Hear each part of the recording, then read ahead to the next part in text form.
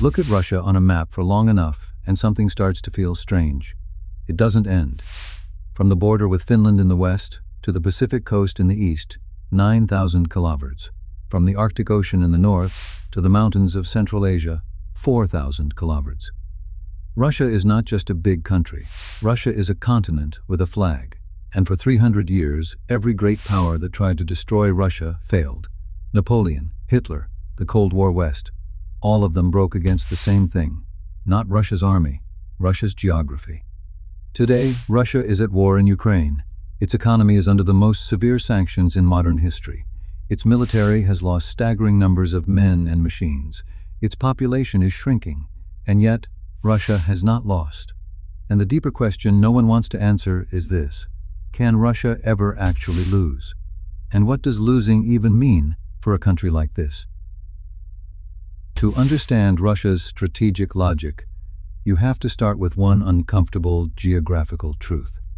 Russia has almost no natural defensive borders in the West.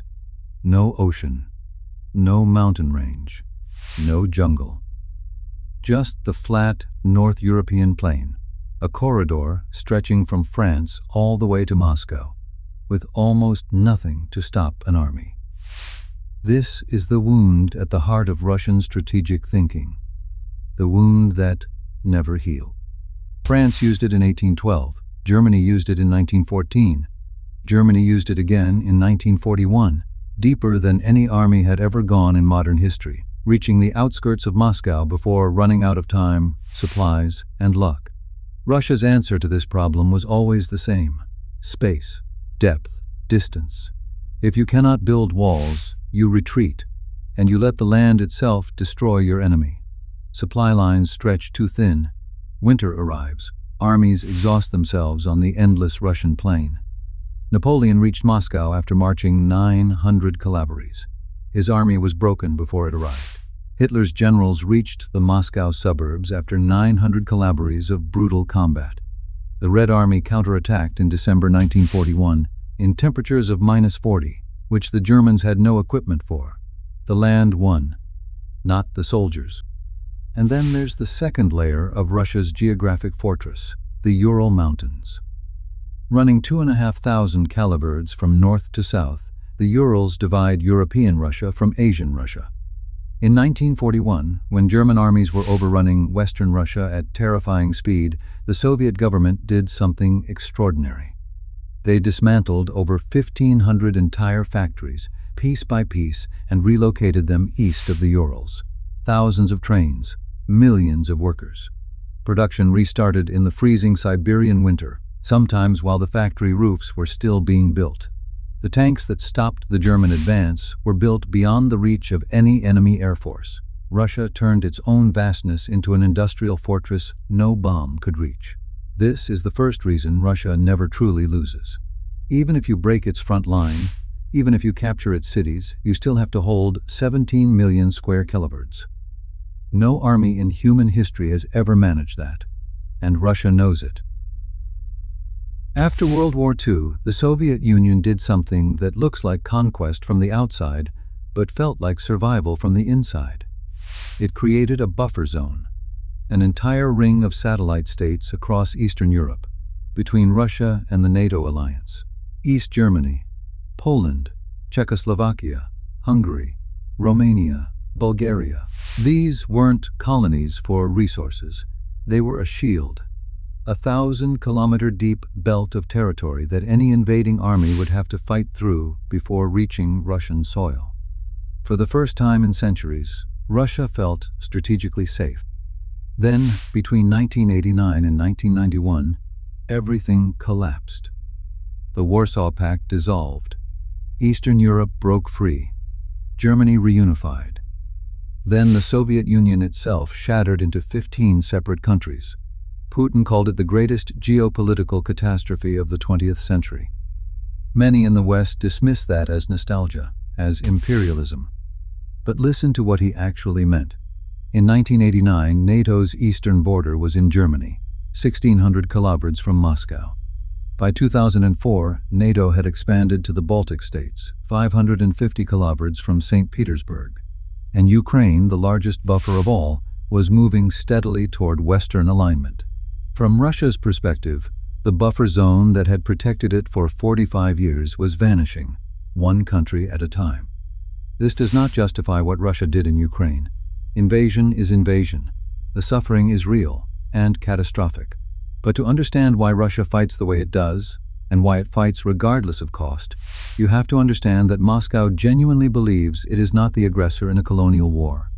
It believes it is fighting for the same thing it has always fought for: the buffer, the depth, the space between Russia and the next invasion. Understanding this is not endorsing it, but without understanding it, you cannot predict what Russia does next. Here is the single most important reason Russia cannot be conventionally defeated. It has the world's largest nuclear arsenal, 1,700 deployed warheads, thousands more in storage, missiles that can reach any city on Earth in 30 minutes. This is not just a weapon. It is the ultimate veto on direct conflict. No matter how badly Russia performs in Ukraine, no matter how many tanks it loses, no matter how damaged its economy comes, NATO cannot send its own armies into Russia. Because the moment conventional war threatens the Russian state's existence, the nuclear question moves from theoretical to real. In 2024, Russia quietly updated its nuclear doctrine. The new version lowered the threshold for nuclear use. Russia can now consider a nuclear response to a conventional attack that creates a critical threat to its sovereignty or territorial integrity, not just an attack on Russian soil, a threat to its territorial integrity. Which means, if Ukraine, backed by Western weapons, began pushing deep into Russian-held territory in a way that threatened Moscow's position, Russia's own doctrine says nuclear escalation is on the table. In May 2026, Russia held sudden, unannounced exercises of its strategic nuclear forces. Twice in 1 month. Both times, the timing correlated with setbacks on the battlefield. This is not accidental. It is a message. You can bleed us. You cannot break us. Not without consequences no one wants. The West knows this. It has always known this. Which is why, despite 3 years of war in Ukraine, despite billions in weapons, despite training, intelligence, and satellite targeting data, NATO has never directly entered the conflict. The nuclear umbrella doesn't just protect Russia from invasion. It protects Russia from losing. When the West launched sanctions on Russia in 2022, the assumption was clear. Cut Russia off from the global financial system. Freeze its assets, ban its oil, collapse its economy, force Putin to the table. The plan was not wrong in theory. It just assumed Russia had nowhere else to go. It was wrong. Russia pivoted east faster than most analysts expected. China became its largest trading partner. Bilateral trade surpassed $240 billion in 2025, nearly 20% higher than the year before. India became its largest oil customer, buying over 1.5 million barrels of Russian crude per day at a significant discount, and not particularly concerned about Western pressure to stop. The Russian oil that Europe stopped buying did not disappear. It sailed east and sold cheaper, but it sold. And then there is BRICS, what began as an economic acronym, Brazil, Russia, India, China, and South Africa, has become something more ambitious. By 2024, it had expanded to include Egypt, Ethiopia, Iran, Saudi Arabia, and the United Arab Emirates. By 2026, it represented roughly half of the world's population and over 40% of global output at purchasing power parity. These are not Western-aligned countries, and many of them are not willing to treat Russia as a global pariah. Russia has built, imperfectly, awkwardly, and dependently, an alternative world to hide inside. Not a comfortable world, not a thriving world, but a world where it cannot be isolated into surrender. The cost of all this is real. Russia's economy is stagnating, with growth in 2020-2026 forecast at just 1%. Inflation is punishing ordinary Russians. Military spending is crowding out everything else. The ruble has lost enormous value. Brain drain is accelerating. Hundreds of thousands of educated Russians have left since 2022. Russia is not winning economically. It is surviving economically. And for Putin's purposes, surviving is enough. Russia has lost staggering amounts of equipment, Analysts estimate over 11,000 tanks destroyed or captured, over 24,000 armored vehicles, artillery systems in the tens of thousands. Russian casualties, killed and wounded, are estimated in the hundreds of thousands. These are catastrophic numbers by any historical measure. And yet, Russia still controls significant Ukrainian territory. It is still on the offensive in multiple sectors. It is still launching mass drone and missile strikes on Ukrainian cities and energy infrastructure. Here is Russia's uncomfortable advantage. It does not fight clean. It fights cheap. Russia has restructured its entire economy around war production. North Korea is supplying artillery shells by the million. Iran is supplying drones, hundreds at a time. China is supplying the microelectronics, machine tools, and dual-use components that keep Russian factories running. Western sanctions targeted Russia's access to Western technology. Russia simply replaced Western technology with non-Western technology. Slower, lower quality, but enough. And then there is the oldest, cruelest Russian advantage of all: people. Russia has 144 million people. Ukraine has roughly 30 million, and losing population to war, flight, and occupation every day.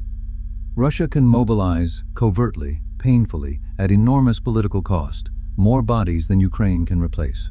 It is not a strategy that wins wars cleanly. It is a strategy that grinds wars into a slow, unbearable attrition, and waits for the other side to break first. The question Russia is betting on is not, can we defeat Ukraine militarily? The question is, will the West tire before Russia does? Russia has lost wars before. The Crimean War, the Russo-Japanese War, World War I, which ended with revolution and chaos, the Cold War, which ended with the Soviet Union dissolving. Each time, Russia lost territory, prestige, resources. But the Russian state survived. And eventually, in every case, it reconstituted, reorganized, and returned to the great power table. This is the historical pattern that shapes how Moscow thinks about defeat. Losing a war does not mean Russia ceases to exist. It means Russia retreats, adapts, and waits. And this creates the central tragedy of the current war. For Ukraine, losing means the end of sovereignty, the end of national existence as they know it. Every Ukrainian has something existential to fight for. For Russia, losing means retreating from Ukraine, sanctions continuing, humiliation. But the state endures. The nuclear weapons remain. The territory remains. The asymmetry of stakes is enormous. Ukraine is fighting for survival. Russia is fighting for dominance. These are not equal motivations. But Russia's tolerance for pain is far higher, precisely because the consequences of losing are far lower. None of this means Russia wins. The economic damage is real and deepening. Its military has been exposed as far weaker than anyone believed. Its demographics are deteriorating. Its dependence on China grows more asymmetric every year. Russia may not be winning, but it is not losing in the way the West hoped. Because losing for Russia, the kind of losing that ends the story, requires something no conventional military force has ever managed, and no political coalition has ever sustained. Dismantling the Russian state itself, across 17 million square kilometers. With nuclear weapons at every step, that is not a war the world can fight. And so the war that is happening instead is the only kind that is possible. Slow, grinding, devastating for those inside it, and inconclusive, perhaps, for a very long time. The world doesn't always end in a decisive moment. Sometimes it grinds and the map just slowly changes.